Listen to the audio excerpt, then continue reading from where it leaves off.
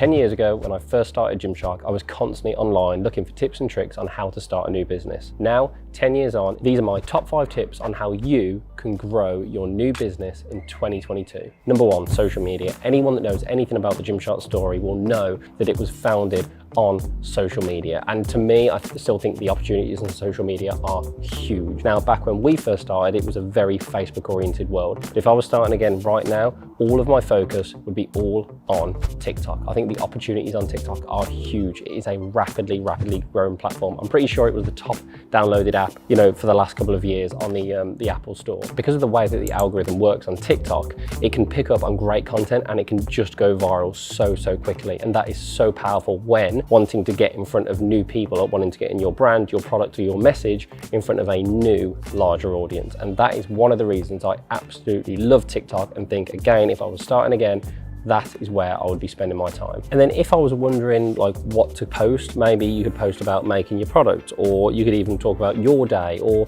just make short, sharp, snappy content that gives people value or insight. That is the most important thing for me. Now, I know on TikTok, funny videos and things can go viral, and that if that's something specifically that you're looking to do it. But for something that's probably more relevant and more similar to Gymshark, then try and at least be entertaining, informative, and just valuable with the content you're making. Number 2, find your niche. We are so fortunate now to live in a world, because of the internet and because of social media, that you can literally put your specific niche message or product in front of so many different people. And rather than previously where everything was done physically, you can group all the different people that have interest in your specific niche across the world, and generally now that will build a big enough population for you to communicate with and sell to, and that can allow businesses to build out of true niches that previously you just wouldn't have been able to do because of the fact that we were also separated by geography. And then in terms of your niche, you want it to be specific, you want it to be in a market that isn't particularly saturated, and the most important one of the 3, it has to be in something that you truly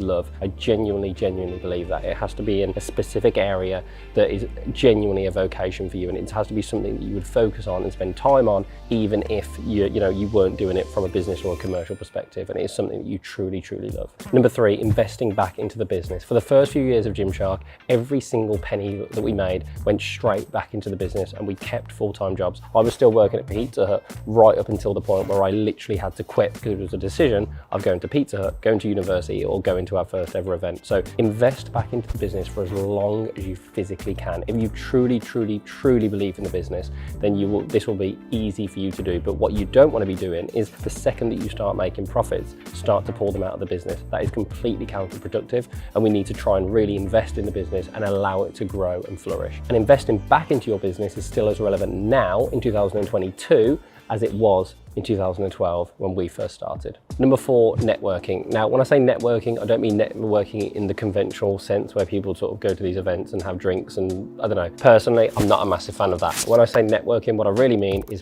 pecking heads, right? Find people in your local area that are great at a specific thing that you want to do and just ask them questions. And I promise you, 9 times out of 10, they will be happy to help. And it might be someone that's brilliant, in our case, at sewing or printing, or someone that understands business or finance. Just find people that truly understand what it is that you need to understand and just ask them questions. And the worst thing that they can say is no, and they don't want to help you. Because I truly believe that everyone has something that they can be great at, and that you can help one another. You will have skills that I'm sure that they would like, too. So it can be a mutually beneficial relationship, and just constantly ask questions. I believe that is so important, and that is something that we and I did right from the very start in Gymshark, and still to do every single day to this day. And now, more than ever with social media, you can contact anyone and just ask them things, right? You can drop them messages, and I think that's so important. And again, more often than not, if they've got larger followings, they might be less likely to respond, but find people who truly understand what it is that you're trying to understand and do your utmost to learn from them. 5, finally, again, as important now, probably more important now than ever, is all around development and objectivity. And what I mean by that is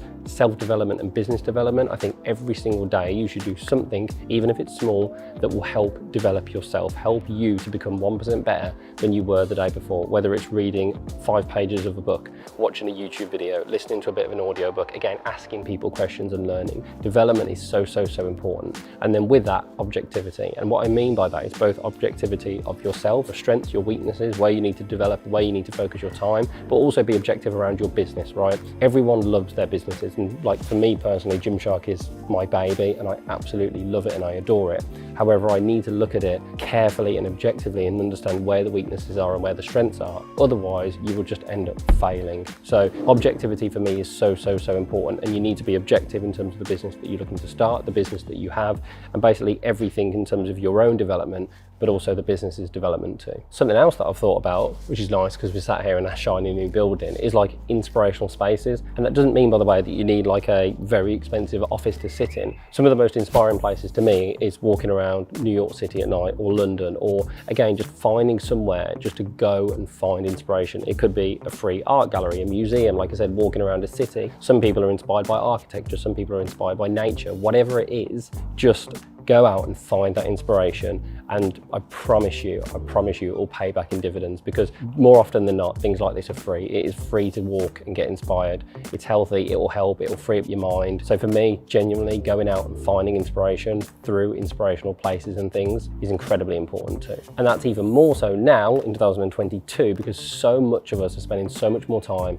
working from home. The other thing in terms of business development and growing a business and objectivity as well, sort of combining all of this, is around you have to be willing to change constantly, both personally but also in terms of the business. I don't know how true this is, by the way, but someone told me a story that I think before Facebook IPO'd, something like the vast majority of their revenue came from sort of desktop advertisements, and then they took the leap to focus pretty much purely on mobile. At the time that seemed a little bit crazy, because when all of your revenue is coming from desktop, why are you spending so much time looking at mobile? Because they truly believed it was the future, and they were completely right. And now, from what I gather, the majority of their revenue comes from mobile. And that just shows that they did a huge strategic shift, took a risk, and it paid off massively. So in terms of business models and the way that you, like the things that you sell, like I think you have to try and be fluid with those things in terms of the way that you work, and ultimately do your absolute utmost to serve your customer above all things. Something else that we love at Gymshark and have done literally since day one is around community and events. And that could be from going to the gym all the time, and I'll be in the gym like every other day.